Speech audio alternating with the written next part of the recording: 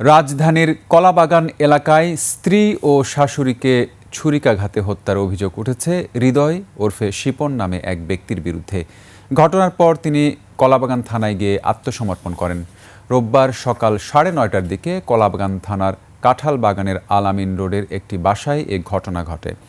কলাবাগান থানার ভারপ্রাপ্ত কর্মকর্তা জানান, পারিবারিক কলহের জেরে এ হত্যাকাণ্ড।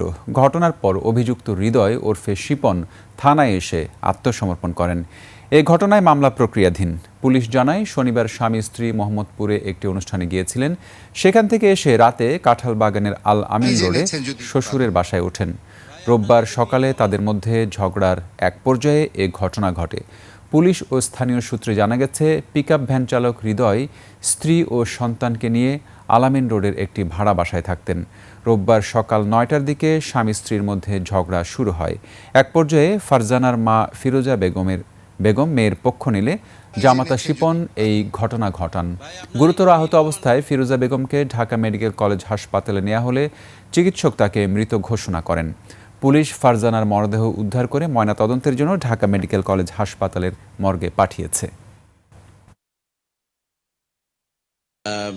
স্বামী স্ত্রীর পারিবারিক কলহ নিয়ে তাদের মধ্যে ঝগড়া লাগে আর কি। এই ঝগড়াঝাটির এক পর্যায়ে শাশুড়ি এসে মেয়ের পক্ষ নেয়।